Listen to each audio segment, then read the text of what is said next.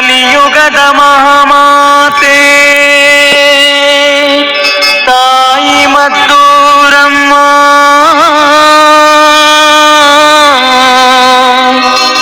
ನೀ ಬಂದು ಧರೆಯಲ್ಲ ಸ್ವರ್ಗವಾಯಿತಮ್ಮ.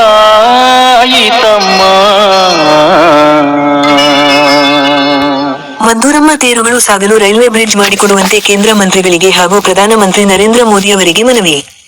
ಸಾವಿರಾರು ಭಕ್ತರು ದೇವಿ ಸನ್ನಿಧಾನಕ್ಕೆ ಎಲ್ಲ ಊರುಗಳ ತೇರುಗಳು ಬಂದು ಸೇರುವ ಗತವೈಭವವನ್ನು ಕಣ್ಣು ತುಂಬ ನೋಡಲು ಸಾಧ್ಯವಾಗದೆ ರೈಲ್ವೆ ಗೇಟ್ ಬಳಿಯ ಚಿಂತಲಮಡಿವಾಳದಲ್ಲಿ ಬೀಡು ಬಿಟ್ಟಿದ್ದನ್ನು ಕಂಡು ಮುಂದಿನ ಬಾರಿ ಎಲ್ಲ ಊರುಗಳ ತೇರುಗಳು ನಿನ್ನ ಸನ್ನಿಧಾನಕ್ಕೆ ಬರುವಂತೆ ಮಾಡು ಎಂಬುದಾಗಿ ತಾಯಿ ಮದ್ದೂರಮ್ಮ ದೇವಿಯಲ್ಲಿ ಬೇಡಿಕೊಂಡರು. ಐತಿಹಾಸಿಕ ಮದ್ದೂರಮ್ಮ ದೇವಿ ಜಾತ್ರಾ ಮಹೋತ್ಸವಕ್ಕೆ ಬರುವ ಇತಿಹಾಸ ಪ್ರಸಿದ್ಧ ಗಗನಚುಂಬಿ ಕುರ್ಜುಗಳ ಆಗಮನಕ್ಕೆ ರೈಲ್ವೆ ಗೇಟ್ ಅಡ್ಡಿ. ಸುತ್ತಮುತ್ತಲಿನ ಭಕ್ತಾದಿಗಳಿಗೆ ನಿರಾಸೆ ಹಾಗೂ ಬೇಸರ ವ್ಯಕ್ತಪಡಿಸಿದರು. ಇತಿಹಾಸ ಪ್ರಸಿದ್ಧ ಶ್ರೀಮದ್ದೂರಮ್ಮ ದೇವಿ ಜಾತ್ರಾ ಮಹೋತ್ಸವ ಅಂಗವಾಗಿ ಐತಿಹಾಸಿಕ ಕುರ್ಜುಗಳು ಮದ್ದೂರಮ್ಮ ದೇವಸ್ಥಾನ ತಲುಪಲು ರೈಲ್ವೆ ಟ್ರ್ಯಾಕ್ ಅಡ್ಡಿ ಆಗುತ್ತಿದೆ. ಇದಕ್ಕೆ ಕೇಂದ್ರ ಸರ್ಕಾರ ಸೂಕ್ತ ಪರಿಹಾರ ಕೈಗೊಳ್ಳಬೇಕು ಎಂಬುದಾಗಿ ಸರ್ಜಾಪುರ ಬ್ಲಾಕ್ ಕಾಂಗ್ರೆಸ್ ಅಧ್ಯಕ್ಷರಾದ ಮೋಹನ್ ಬಾಬು ಮನವಿ ಮಾಡಿದರು. ಅವರು ಕರ್ನಾಟಕ ರಾಜ್ಯದಲ್ಲಿಯೇ ಹೆಸರುವಾಸಿಯಾದ ಐತಿಹಾಸಿಕ ಪ್ರಸಿದ್ಧ ಹೊಸೂರು ಮದ್ದೂರಮ್ಮ ದೇವಿಯ ಜಾತ್ರಾ ಮಹೋತ್ಸವಕ್ಕೆ ಆಗಮಿಸಬೇಕಾಗಿದ್ದ 6 ಕುರ್ಜುಗಳಿಗೆ ಅಡ್ಡಿ ಉಂಟುಮಾಡುತ್ತಿರುವ ರೈಲ್ವೆ ಗೇಟ್ ಹಿನ್ನೆಲೆಯಲ್ಲಿ ಚಿಂತಲಮಡಿವಾಳದ ರೈಲ್ವೆ ಗೇಟ್ ಬಳಿಯಲ್ಲಿ 6 ತೇರುಗಳಿಗಾಗಿ ತಾತ್ಕಾಲಿಕ ವ್ಯವಸ್ಥೆ ಮಾಡಲಾದ ಪೂಜೆಯ ಕಾರ್ಯಕ್ರಮದಲ್ಲಿ ಭಾಗವಹಿಸಿ ಮಾತನಾಡಿದರು.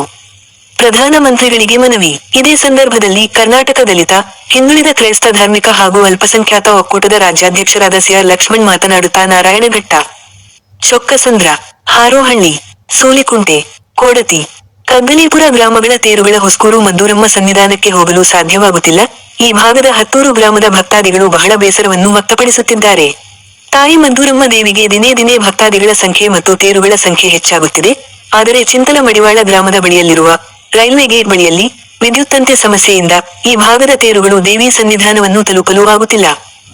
ಇದರ ಬಗ್ಗೆ ಶಾಸಕರು, ಸಂಸದರು, ಮಂತ್ರಿಗಳು ಹಾಗೂ ಪ್ರಧಾನಮಂತ್ರಿಗಳಿಗೆ ಮನವಿ ಮಾಡುವುದಾಗಿ ಭಕ್ತಾದಿಗಳು ತಮ್ಮ ಅಳಲು ತೋಡಿಕೊಂಡರು. ಇದೇ ಸಂದರ್ಭದಲ್ಲಿ ನಾರಾಯಣಘಟ್ಟದ ಸಮಾಜ ಸೇವಕರಾದ ರೇಗ್ರಾಂಟ್ ರಾಜಪ್ಪಕೆ, ಮುತ್ತಾನಲ್ಲೂರು ಗ್ರಾಮ ಪಂಚಾಯತಿ ಉಪಾಧ್ಯಕ್ಷೆ ಮಂಜುಳಮ್ಮ ಸೇರಿದಂತೆ ಸಾವಿರ ಭಕ್ತಾದಿಗಳು ಹಾಜರಿದ್ದರು. ಅಪಾರ ಜನಸ್ತೋಮ ಭಕ್ತರ ಸಮ್ಮುಖದಲ್ಲಿ ಇಂದು ಅದ್ದೂರಿಯಾಗಿ ನೆರವೇರಿತು. ಇನ್ನು ಈ ಬಾರಿ 17 ಗ್ರಾಮಗಳ ತೇರುಗಳು ಹೊಸೂರು ಮದ್ದೂರಮ್ಮ ಜಾತ್ರೆಗೆ ಆಗಮಿಸಿದ್ದು ಬಹಳ ಅದ್ಭುತವಾಗಿತ್ತು.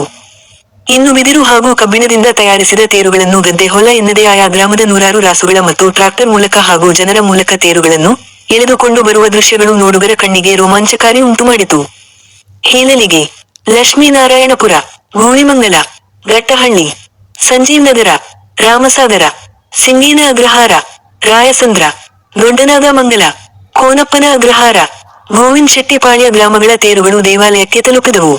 ಇನ್ನು ಹೊಸೂರು ಜಾತ್ರಾ ಮಹೋತ್ಸವದಲ್ಲಿ ಬಿಸಿಲಿನ ಬೇಗೆಯನ್ನು ಮತ್ತು ಹಸಿವನ್ನು ನಿವಾರಿಸಲು ಆಯಾ ಗ್ರಾಮಗಳ ಪ್ರತಿ ರಸ್ತೆಯಲ್ಲಿ ಅನ್ನದಾಸೋಹ ಮತ್ತು ಅರವಂಟಿಕೆಗಳನ್ನು ಆಯಾ ಗ್ರಾಮಗಳ ಗ್ರಾಮಸ್ಥರು ಮತ್ತು ಭಕ್ತರು ಆಯೋಜಿಸಿದ್ದು ಕಂಡುಬಂತು. ಹಾಗೆಯೇ ಹೊಸೂರು ಮದ್ದೂರಮ್ಮ ದೇವಿಗೆ ವಿಶೇಷ ಪೂಜೆ ಸಲ್ಲಿಸಲಾಯಿತು ಮತ್ತು ವಿಶೇಷ ಅಲಂಕಾರ ಮತ್ತು ಅನ್ನದಾಸೋಹ ಆಯೋಜಿಸಲಾಗಿತ್ತು. ಜಾತ್ರೆ ಸುಸೂತ್ರವಾಗಿ ನಡೆಯಲು ಪೊಲೀಸ್ ಬಂದೋಬಸ್ತು ಮಾಡಲಾಗಿತ್ತು. ಇನ್ನು ಕಾರ್ಯಕ್ರಮದಲ್ಲಿ ಗಣ್ಯರು, ಜನಪ್ರತಿನಿಧಿಗಳು, ಹೊಸೂರು ಮದ್ದೂರಮ್ಮ ದೇವಾಲಯದ ಆಡಳಿತ ಮಂಡಳಿಯವರು, ಭಕ್ತರು ಹಾಗೂ ಹೊಸೂರು ಸುತ್ತಮುತ್ತಲಿನ ಗ್ರಾಮಸ್ಥರು ಭಾಗವಹಿಸಿದ್ದರು. ಸುಮಾರು 200 ವರ್ಷಗಳ ಇತಿಹಾಸವುಳ್ಳ ಈ ಒಂದು ಮದ್ದೂರಮ್ಮನ ಜಾತ್ರೆ ಒಂದು 17 ಕುರ್ಜು ಸೇರೋ ಮುಖಾಂತರ ಇವತ್ತು ಶುಕ್ರವಾರ ಹಬ್ಬ ಆಗುತ್ತೆ. ಶನಿವಾರ 17 ಕುರ್ಜು ಸೇರೋ ಮುಖಾಂತರ ಇವತ್ತು ವಿಜೃಂಭಣೆಯಿಂದ ಈ ಜಾತ್ರೆ ನಡೀತಾ ಇದೆ.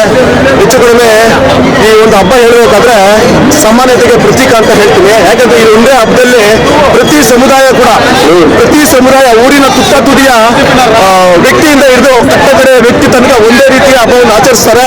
ಹಾಗಾಗಿ ಇದೊಂದು ಊರಬ್ಬ ಅಂತ ಹೆಸರಿಟ್ಟು ತುಂಬಾ ಗಾಡಿ ಇಲ್ಲೇ ಮಾಡಿದ್ದಾರೆ. ಇಲ್ಲೇ ಇರಬೇಕು. ಹಾಗಾಗಿ ಇವತ್ತು ಮುತ್ತೈದೆಯರು ಸರ್ಕಲ್ ಇಂದ ಹೆಚ್ಚು ಕಡಿಮೆ 6 ತೇರುಗಳು ಈ ಕಾರಣಾಂತರದಿಂದ ರೈಲ್ವೆ ಕಾರಣಾಂತರದಿಂದ ಹೊಸೂರು ಹೋಗಕ್ ಆಗ್ತಾ ಇಲ್ಲ. ಚಿತ್ರಮೂಲ ಗ್ರಾಮಸ್ಥರು ದೊಡ್ಡ ಒಂದು ಇದು ಮಾಡಿ ಇವತ್ತು ಇಲ್ಲಿ ನಮಗೆ ಜಾಗ ಕಲ್ಪಿಸಿಕೊಟ್ಟಿದ್ದಾರೆ. ಅವರಿಗೆ ಹೃತ್ಪೂರ್ವಕ ಅಭಿನಂದನೆಗಳನ್ನು ಸಲ್ಲಿಸ್ತೇನೆ. ಅದೇ ರೀತಿ ನಾರಾಯಣಘಟ್ಟ ಗ್ರಾಮದ ಎಲ್ಲ ನಮ್ಮ ಯುವಕರಿಗೆ ಒಂದು ಹೆಚ್ಚು ಕಡಿಮೆ 4 ತಿಂಗಳಿಂದ ರಾತ್ರಿ 2 ಗಂಟೆ ತನಕ ಸತತವಾಗಿ ಕೆಲಸ ಮಾಡಿ ಒಂದು ವಿಜೃಂಭಣೆಯಿಂದ ಕೆಲಸವನ್ನು ಮಾಡಿದ್ದಾರೆ. ಅವರಿಗೆಲ್ಲರೂ ನಾನು ಅಭಿನಂದನೆಗಳನ್ನು ಅರ್ಪಿಸ್ತೇನೆ. ಈ ಒಂದು ಪದಯಾತ್ರೆ 6 ತೇರುಗಳು ದೇವಿಯ ಸನ್ನಿಧಾನಕ್ಕೆ ಹೋಗೋದಕ್ಕೆ 6 ತೇರುಗಳು ದೇವಿಯ ಸನ್ನಿಧಾನಕ್ಕೆ ಹೋಗೋದಕ್ಕೆ ಒಂದು ಫ್ಲೈಓವರ್ ಅವರು ಮಾಡಬೇಕು ಅಂತ ನಾವೆಲ್ಲ ಅಂದ್ಕೊಳ್ತಾ ಇದ್ದೀವಿ.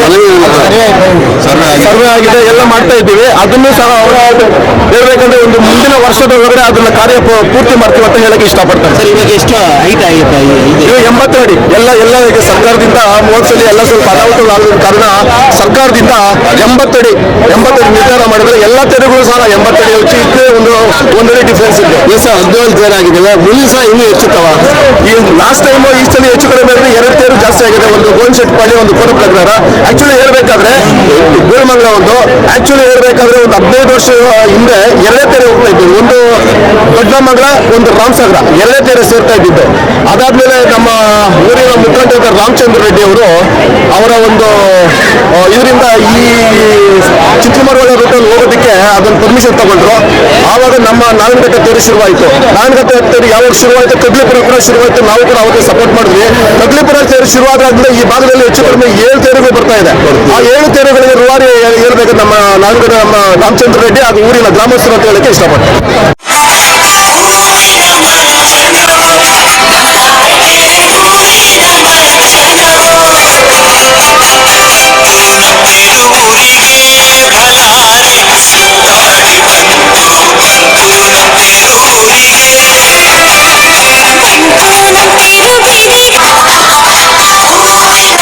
ಎಲ್ರಿಗೂ ಕೂಡ ಈ ಮದ್ದೂರಮ್ಮನ ಹಬ್ಬದ ಪ್ರಯುಕ್ತ ಶುಭಾಶಯಗಳನ್ನು ಕೋರ್ತಾ, ಈ ಒಂದು ವಿಶೇಷವಾಗಿ ಇವತ್ತು ಈ ಮದ್ದೂರಮ್ಮನ ತೇರು ಈ ಪವಿತ್ರ ಸ್ಥಳದಲ್ಲಿ ಬಂದು ನಿಂತ್ಕೋಬೇಕಂತ ಹೇಳಿದ್ರೆ ಇದಕ್ಕೆ ಮೂಲ ಕಾರಣಕರ್ತರು ಗ್ರಾಮದಲ್ಲಿರ್ತಕ್ಕಂಥ ಎಲ್ಲ ಯುವಕ ಮಿತ್ರರು, ಗ್ರಾಮದವರು, ಸುತ್ತಮುತ್ತಲ ಗ್ರಾಮದವರು ಎಲ್ಲರೂ ಸಹಕಾರ, ಒಂದು ಪ್ರತ್ಯಕ್ಷವಾಗಿರ್ಬೋದು ಅಥವಾ ಪರೋಕ್ಷವಾಗಿರ್ಬೋದು, ಇದಕ್ಕೆಲ್ಲರೂ ಕೈ ಜೋಡಿಸಿ ಈ ಒಂದು ಕಾರ್ಯಕ್ರಮ ಸುಸೂತ್ರವಾಗಿ ಯಾವುದೇ ಸಣ್ಣ ಪುಟ್ಟ